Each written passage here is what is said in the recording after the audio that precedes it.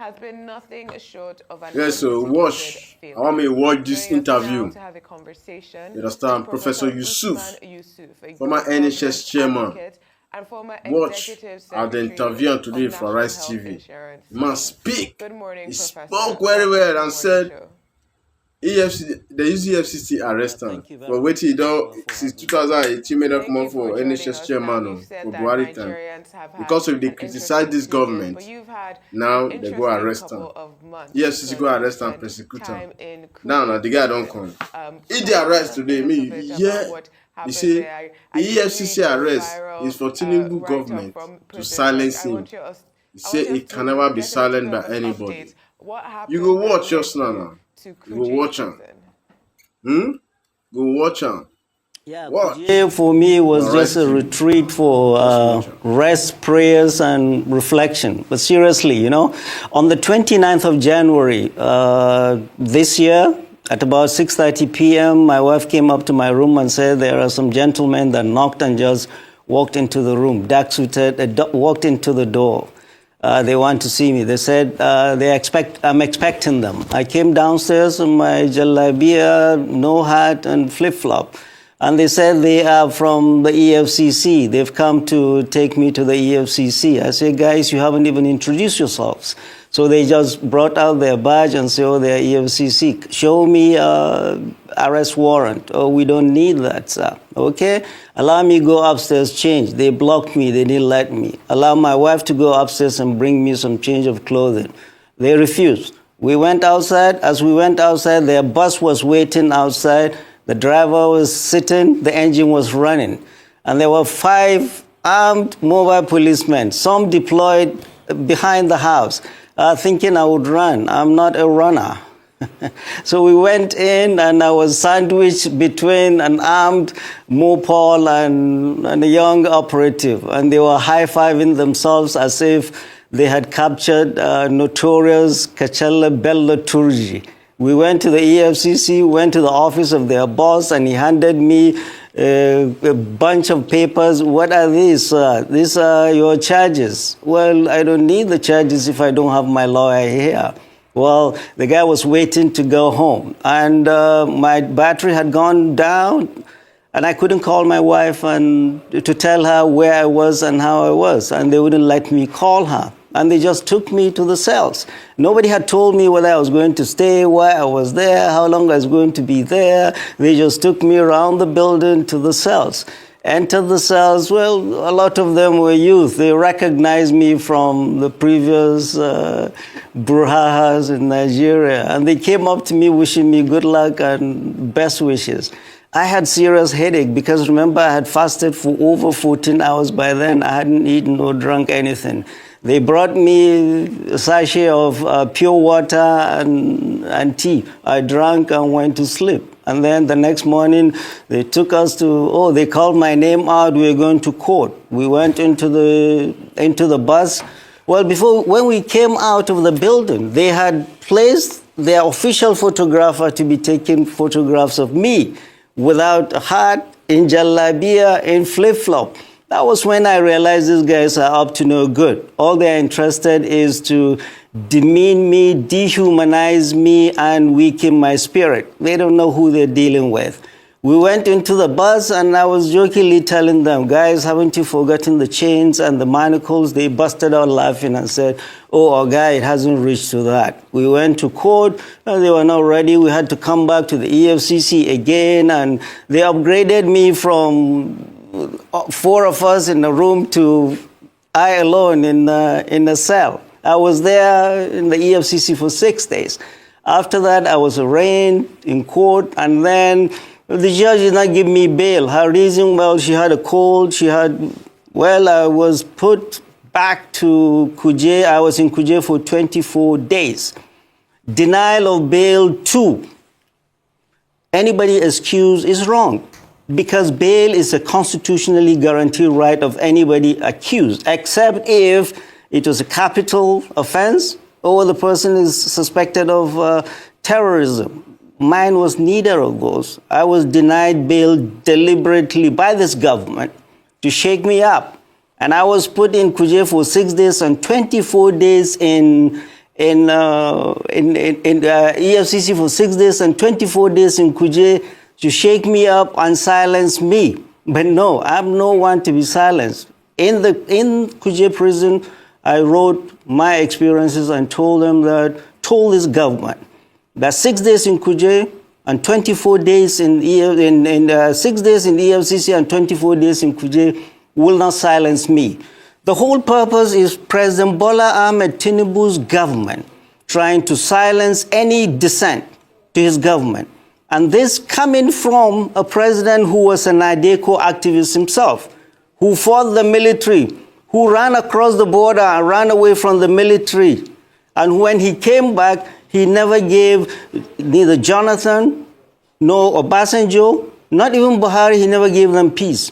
He was criticizing them. Criticizing a government in a democracy is a legitimate right of every citizen. And President Bola Ahmed Tinubu is trying to stifle dissent in this country and is trying to make this country a one-party dictatorial state. We are not going to let that happen. We'll continue to speak up. We'll continue to raise our voices because silence in the face of evil is itself evil. All right. Thank you. Yes, thank you very much, Prof, for giving us a context to that. I know that this case is before the court, and we may not really be able to dig deep into what happened. But then I would still like you to speak further to it. What, in your opinion, informed EFCC essentially digging up this case 8 years after you left? You're saying that it's all about President Bola Ahmed Tinubu, but EFCC deals essentially with financial infractions. And 8 years ago, as some people will have argued, may not be statute bound, as they say. So why do you think that this has been, dogged up 8 years after? And then secondly, if you can take that together, why did former President Buhari let you go as the executive secretary of the NHIS, given the fact that you only spent 3 years at that time? 3 years ideally will not be the tenure of an executive secretary. Were there financial impropriety? Were they fully dispensed with as at that time? Otherwise, maybe that will explain why the FCC is digging that up at this moment. Right. So the first one, I will tell you, the first one is already explained it. The EFCC are playing the attack dogs of this government. There is nothing. There is nothing. If the EFCC, the current leadership of the EFCC had done their due diligence, I have a huge file in the EFCC, 9 years. When I was during one of my suspensions, I was sitting in the room, I got a call from the acting chairman of the EFCC at that time, Ibrahim Magu. Never met him, never spoke with him. Called me over, come to the commission. I came to the commission. In the conference room, he had assembled his senior staff. He walked in briskly and said, Prof, after introducing himself and the gentleman in the room, he said, Prof, hand over all papers, all documents related to any monies, any infractions by HMO, banks, or anybody will get their money back. He walked away.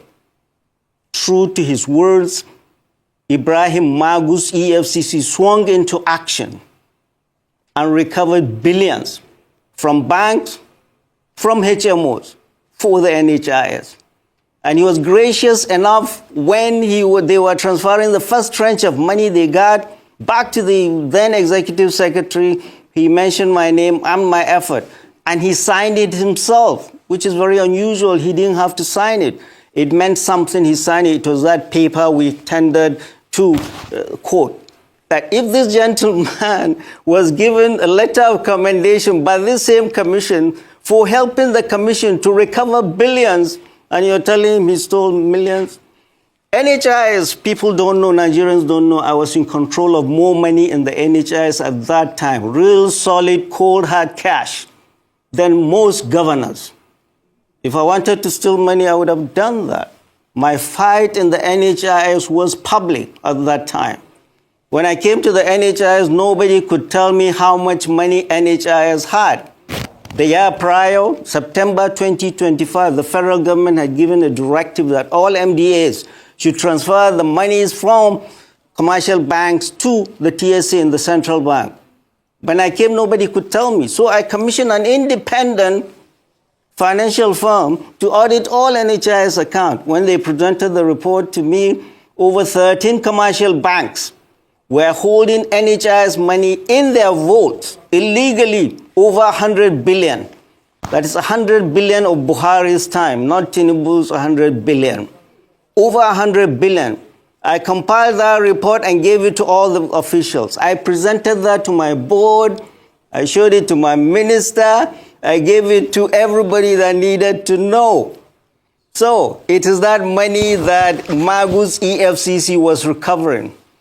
And the HMOs, my fight with them was public, was fierce, was messy, because they were not doing what they were supposed to do. They were holding on to people's money they were supposed to pay for people's health. So my fight with them was very public, and my fight with the NHIS, in the EFCC, ICPC, even the presidency, everywhere.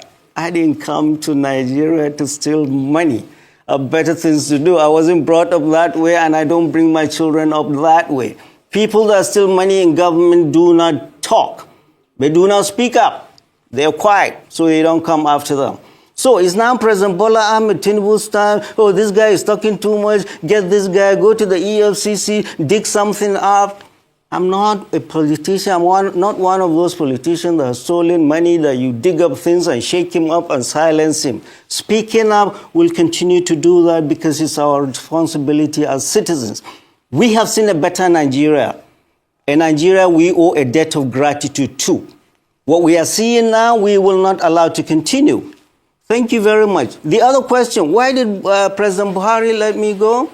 Yes. Well, I had a sit-in with President Muhammadu Buhari. I was suspended in the NHIS twice. Why? Because I did not allow those that wanted to partake in the buffet of corruption I met. I didn't allow that. And they were fighting me all over the place, from the unions who were their foot soldiers, to the HMOs, to the banks, to the ministry, to the National Assembly. Everybody, instead of them to do what is right and do the job of the NHIS. The NHIS has the potential to do a lot of good. The NHIS is the CBN of healthcare. It has the potential to positively impact our people, only if that potential is harnessed. But nobody wanted to harness that. Everybody wanted to take part in that corruption. And I refused. And that was my fight. I didn't know. Unbeknownst to me, a cleric went and spoke with the president. And I would hold the name of that cleric. That was when he came back from hospital. You need to listen to this gentleman. I went and sat down with the president, and I told Mr. President, you gave me this job without knowing me, without ever seeing me. And I made a promise to God Almighty, not to you, that I was going to be a good custodian of that which I'm entrusted with. So help me God. And that is what I'm going to do. You gave me this job, Mr. President, and you have the power to fire me now, before I get out of this room. But my honor and integrity I have earned over my lifetime. And I will fight anyone who tries to impugn that. And my fight now, this going to court is a continuation of my fight in the NHIS. Anybody trying to impugn my honor and integrity, which I've earned over my lifetime, I will fight fiercely. And I will unapologetically do that fight. Just like we did in the NHIS, we'll continue to do that. Well, so why did President Muhammadu Buhari, I was suspended twice, and at the end, the DSS advised the presidency, you better handle this NHIS case, because it was heating the polity. Things were getting hot. The press, everybody was. So what did they do? The SGF at that time, they gobbled up a committee they called Presidential Committee, and they sent me on what is it, leave. They called everybody. They called me. This was photographed. If they want to check it, they can go and check it. They called me. They went to the minister. They called the board. They called HMOs. They called staff of the NHIS. Everybody. President Muhammadu Buhari wanted to have a clean slate. I think he didn't have the stomach to continue the fight. When I came, I thought the fight against corruption was real.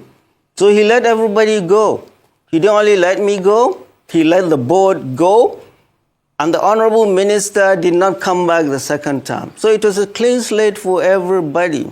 So for me, fighting corruption, I've been in the trenches, and I've been doing that, and will continue to do that, and speak up against injustice and tyranny.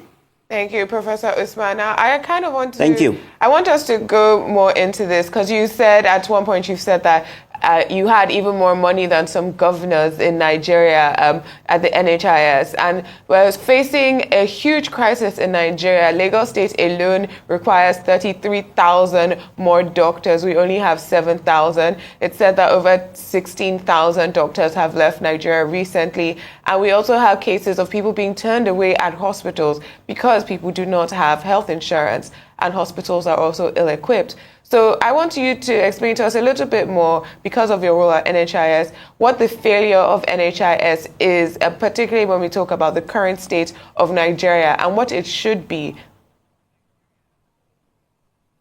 Right. I mean, when I came into the NHIS, so there are many stakeholders in the NHIS, in healthcare in Nigeria.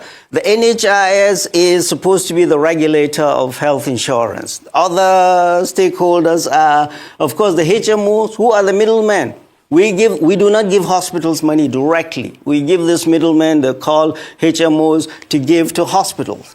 The HMOs, they are from America, where I've lived forever. Even in America, they're not popular. So this guy just went and copied and pasted. If you do not know how to paste, do not copy. They just copied and pasted whatever they want to do. So NHIS on top, the regulator, the HMOs, who is supposed to be the middleman, the hospitals who are supposed to take care of the patients, the ministry who is supposed to supervise us, the National Assembly who is supposed to oversight everybody, and of course the person who nobody is talking about. The biggest stakeholder is the patient, the person we call the enrollee, who is lost in the shuffle. So when I came, nobody is talking about the enrollee, the patient. They go to hospitals, they are not being treated with the honor and dignity they deserve. They are treated as lepers. Why? Because NHIS was not paying. Why is NHIS not paying? Is because NHIS gives money to HMOs 3 months in advance. I don't think anybody in this country, not even the president, gets paid 3 months in advance. They get paid 3 months in advance to pay hospitals. They don't pay. They were not paying. They were not paying. So I assembled all chief medical directors of hospitals. It was in Calabar. I told them, gentlemen, ladies and gentlemen, I'm in the midst of friends and I can take liberty to speak the truth. Patients are complaining that you are not taking care of them. And consistently what I heard all over are HMOs are not paying us. HMOs are not paying us. And I gathered HMOs here in Abuja. I told them there's a new sheriff in town. You must pay everything. And what I did was, and all of them, almost all of them, their licenses had expired 3 years prior. And I asked people in the NHIS, would the bank deal with any bank that, would the CBN deal with any bank that is not licensed? Would a doctor go and practice if he's not licensed? Their license had expired. So I did reaccreditation, and one of the conditions of reaccreditation is that every HMO, even if you serve 1,000 hospitals, go to that CMD of each of the hospitals, get me a letter of non-indebtedness signed by that CMD. And then they started scrambling. They were going to pay off whatever debt they had. CMDs were calling me and blessing me for all of this. So we were not doing well as a regulator because the feeling was the NHIS. We allowed all of the shenanigans to go ahead. The hospitals were not treating our patients well. We give NHIS money. Up to today, go and check. NHIS money sustains all tertiary hospitals in this country. The money NHIS gives them, it's a lot of money. But they were not using it for the purpose it was supposed to be, taking care of patients. They were using it to buy SUVs or build stuff. So I had to read the Riot Act to ourselves, that we have failed as a regulator. The HMOs, you cannot continue what you're doing. You must pay up all the debt to hospitals. Hospitals, you must treat patients better. And the ministry, of course, they wanted a piece of that. The National Assembly, they wanted a piece. So my fight was all over. But it was a good fight, alhamdulillah, and I will do the same again if I have a chance. All right, Prof. Now that you seem to have concluded that what happened to you in January and all, a good chunk of February when you were incarcerated was a witch hunt, will you still be able to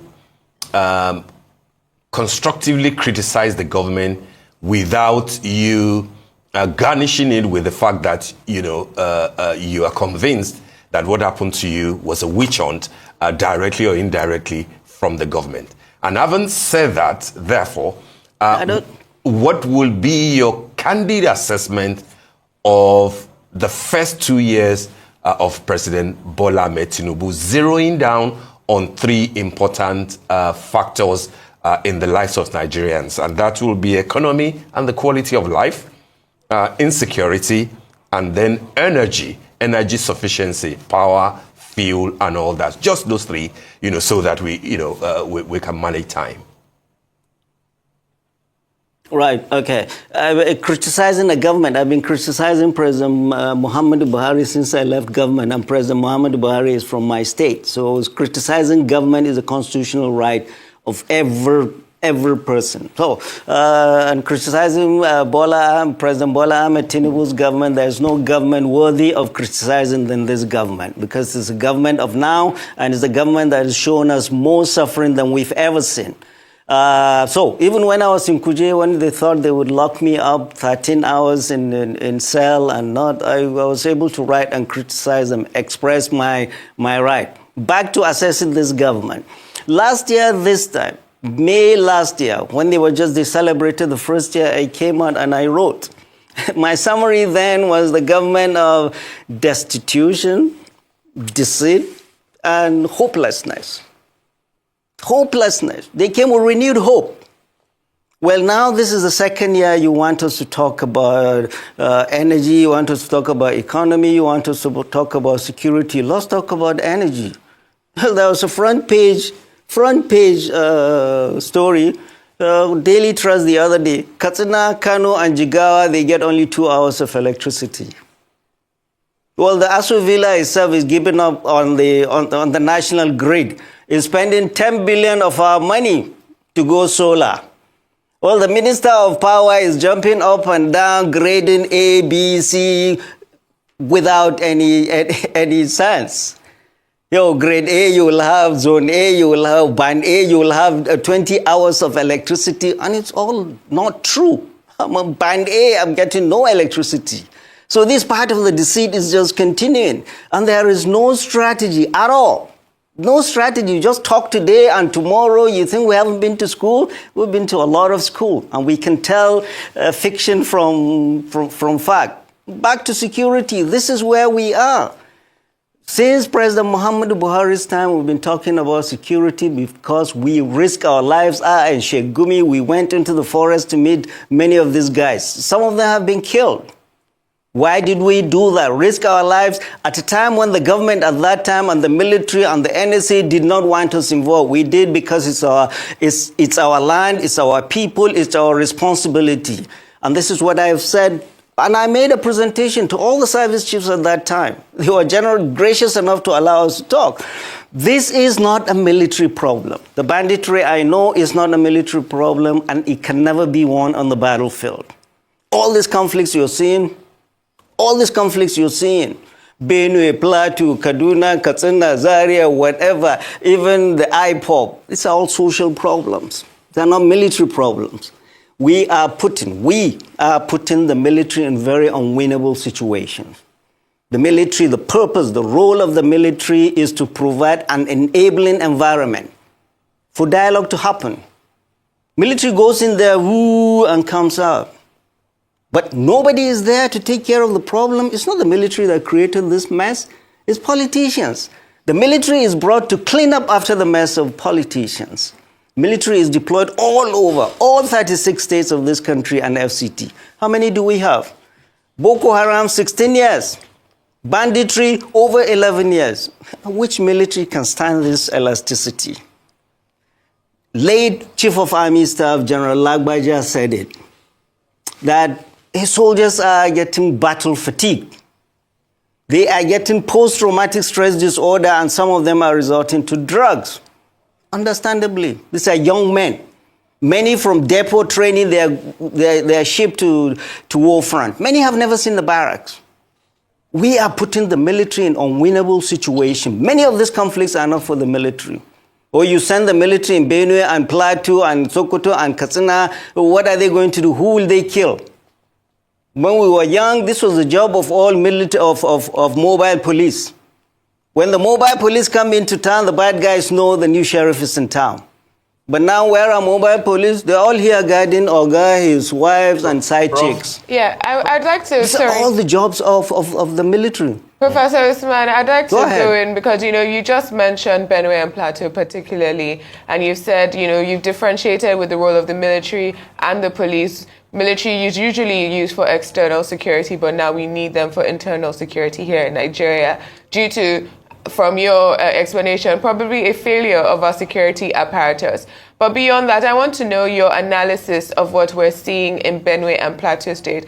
Also, particularly considering the governor, Aliyah, saying that a lot of the crimes are being carried out by men who are not from the country. He said they are foreigners, they don't speak the language, and possibly not from Benue State. So do you think that there are serious brewing, discontent, particularly in the North Central? No, we've had this music long time ago. When banditry came, they say, oh, they are from Mali, they are from this, they are from this. The guys that busted the train which we were involved in, they say they are from this, they are from this. I'm a doctor. If you don't have a diagnosis, you cannot write a prescription.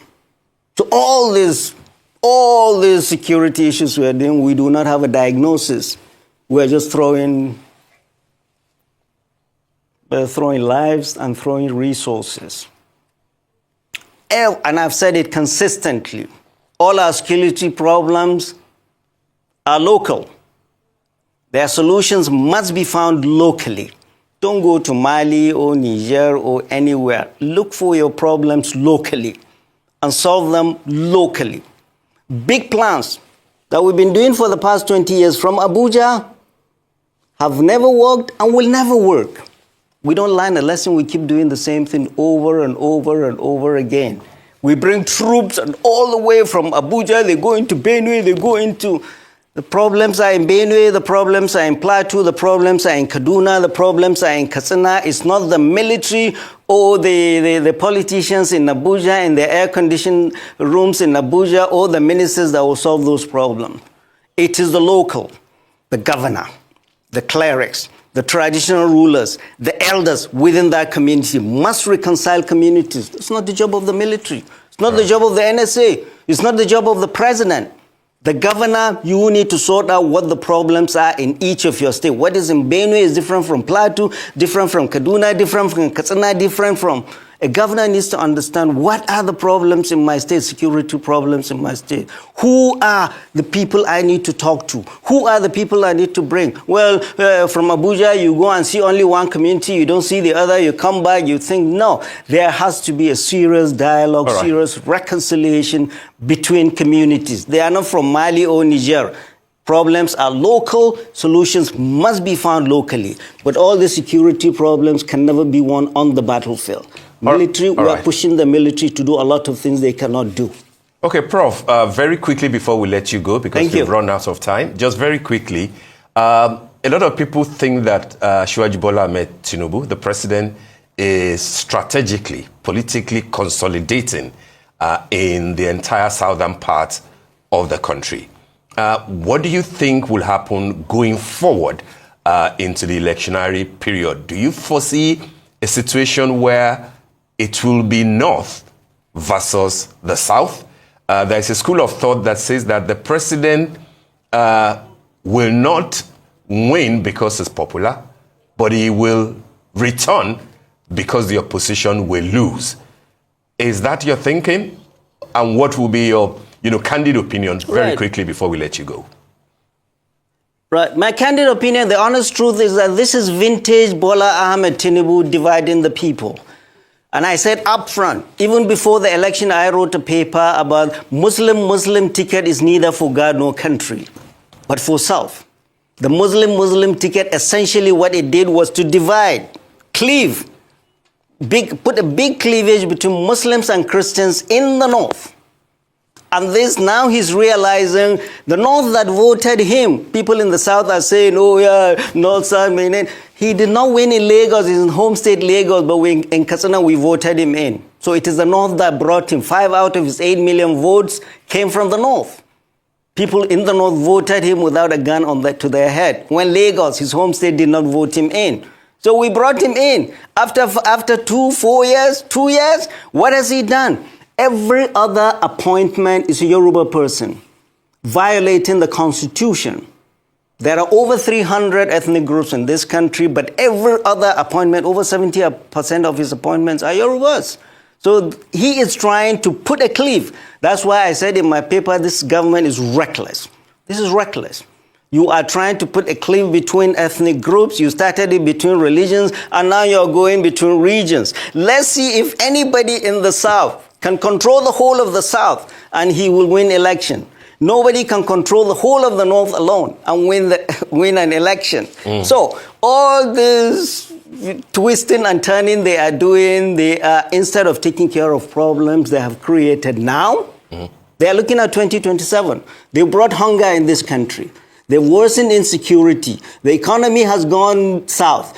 Hyperinflation in this country. You haven't taken care of this problem. You're looking at 2027. For goodness sake, what manner of man do we have as our leaders? People are dying.